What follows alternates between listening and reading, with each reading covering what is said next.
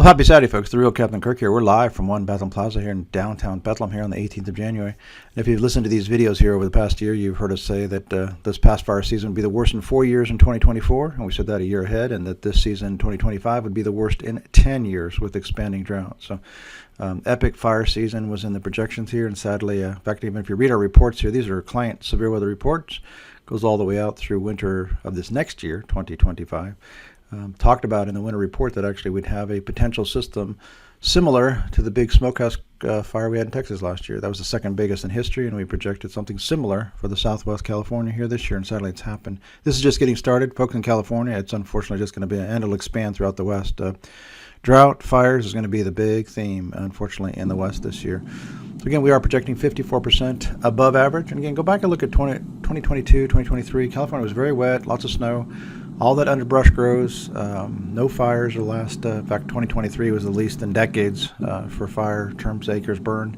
So again, all this underbrush was just sitting there waiting for it to dry out, and unfortunately here this winter it has dried out, and now we have on our way to potentially the worst season in 10 years.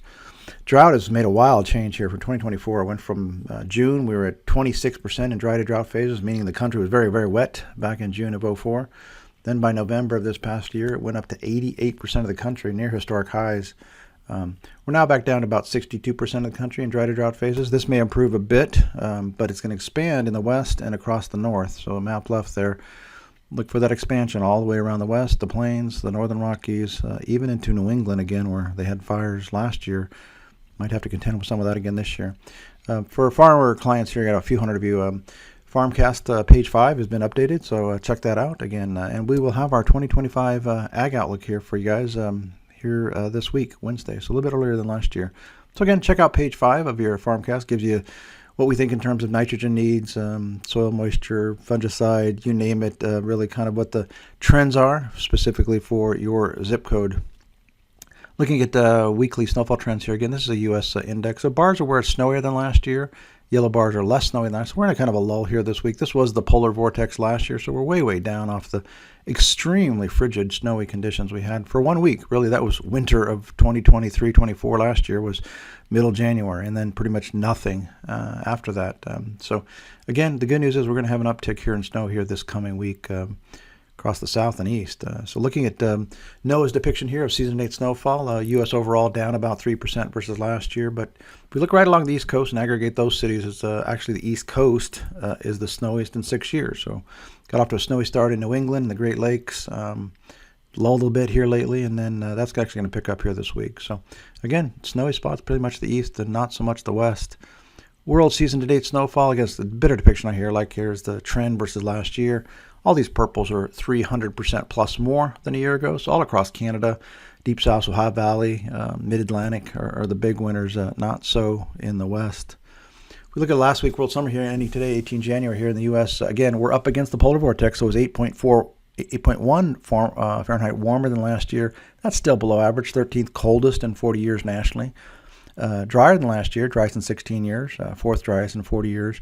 Snowfall way down to about 75% less than a year ago, least in 8 years, and seventh least in 40 years. So a little bit of a lull here again. Ironic that last year was the epic cold polar snowy vortex, and this year not as bad, even though we did have the cold.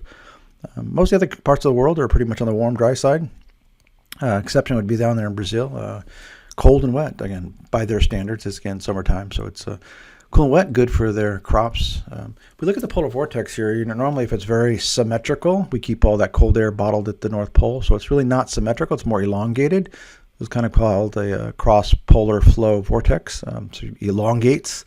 So really, this flow is really right out of Siberia toward North America here. In fact, we're here in the Bethlehem area. We're looking at 3 days below zero here this coming week, Tuesday, Wednesday, Thursday. Could 5-6 degrees below zero, so that's cold for us here in the Lehigh Valley.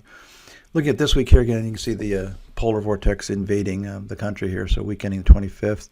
U.S. 11.6, colder than last year. These are low temperatures now, so we're tracking the blue chart right there. 11.6 colder than last year, coldest in 17 years, second coldest in 40-plus years. So very, very cold, almost nationwide except for California. Snowfall up this week. Again, 2 systems to watch here. 74% over last year, 17th most in 40 years, about average. Precip still way down here again in terms of just liquid precip, least in 7 years here. We want to watch a system going across the northeast here Sunday.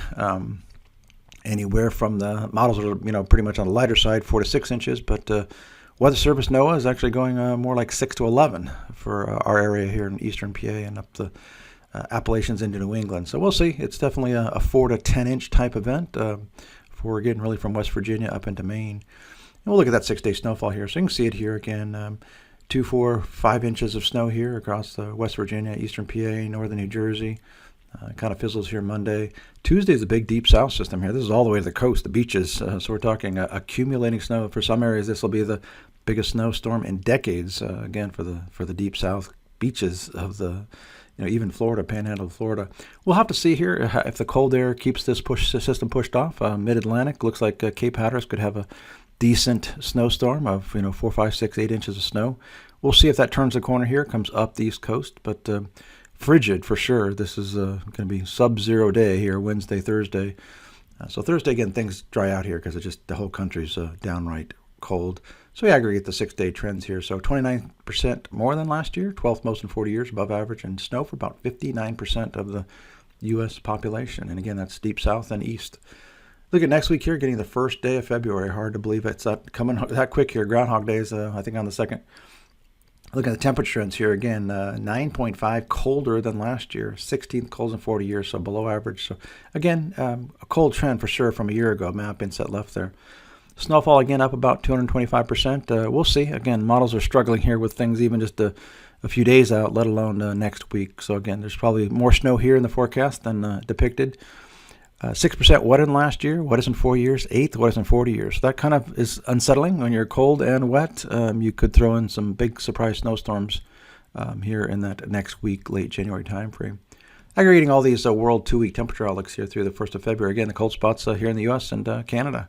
The rest of the world's pretty warm for sure. Europe, especially Eastern Europe, very, very warm. And again, more seasonal there up in the UK. And aggregating all the precip snow rain trends here again. So looks like a lot, and there is potentially a lot here in the Great Lakes, Northeast, deep South, East Coast.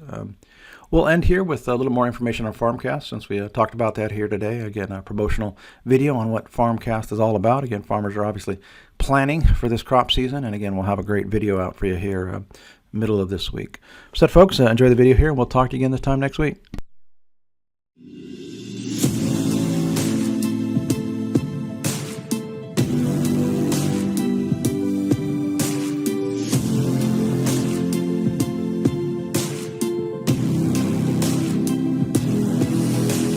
When approached by weather trends in the spring of 2014, I was a real skeptic. Hearing that a company could come in and predict long-range weather with the accuracy they were claiming seemed crazy.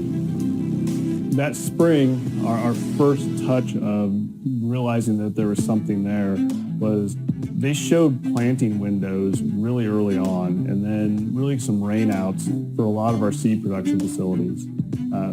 That year, our seed production facilities were able to get in before everybody else. They got a leg up, and they became a believer, and then the rest of the company went from there.